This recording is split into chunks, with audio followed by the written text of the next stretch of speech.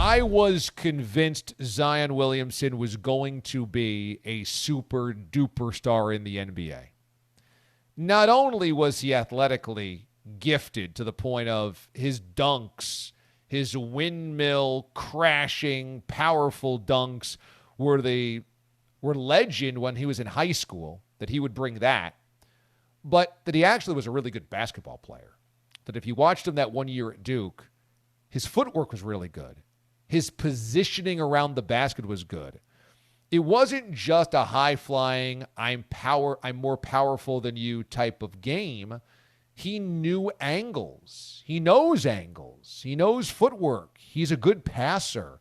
I said, Zion's going to come in with the idea that this guy's just like the next dunk artist, and yet he's got a pretty full-fleshed game. He's going to be a great one. And that has never materialized.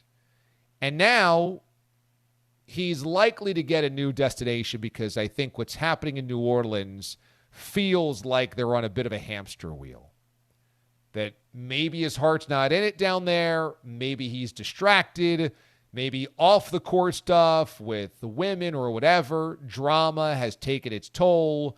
Maybe it's the situation itself with the organization. Maybe he wants a bigger city. Whatever that is, I just don't think the Pelicans can really feel like they'll ever get what they thought out of him, no matter how long they hold on to him. But I would also say this, and it crushes me to say this, but I don't think he'll ever be what he could have been. I think the ship has sailed. I think Zion had the potential to be a top 5 player of the NBA, maybe higher than that. From a physicality standpoint, an awareness standpoint, a footwork standpoint, an all-around game standpoint, he could have been one of the greats. He could have been one of the greatest players in the league. I don't think he'll ever get there now. I don't think you can spin the wheel for 4 years of the NBA and have injuries or sit out or be distracted or be whatever, apathetic, and then suddenly you go somewhere else and everything flips. That rarely, if ever, happens.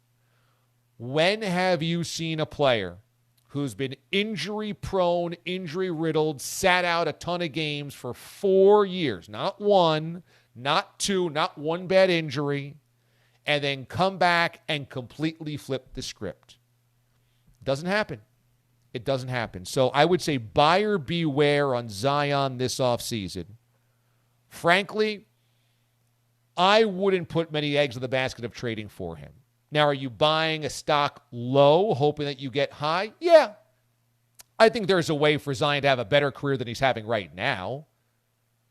I think there's a way for Zion to be more focused, to be more disciplined, to get into a situation maybe where there's a winning culture, veterans around him, expectations higher.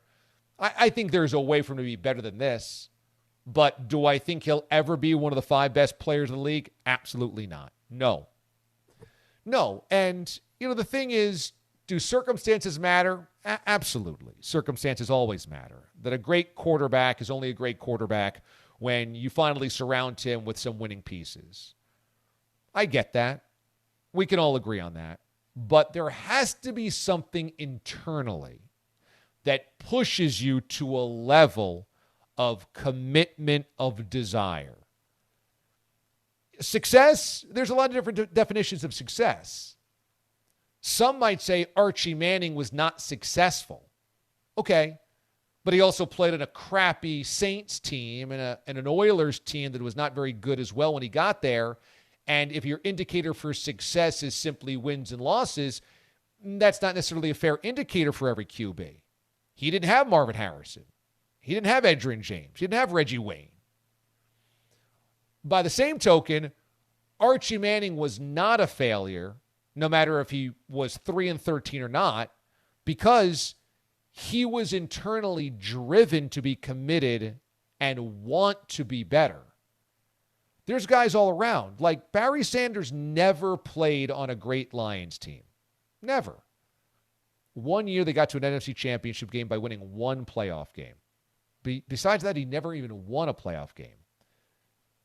There had to, though, be a desire from him to continue to be great.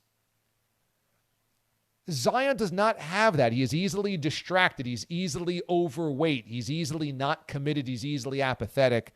And I don't think you just flip a switch. You can be better with a better situation, but I don't think he ever becomes a great player. And so if you're buying on Zion today, this summer, I would say buyer beware.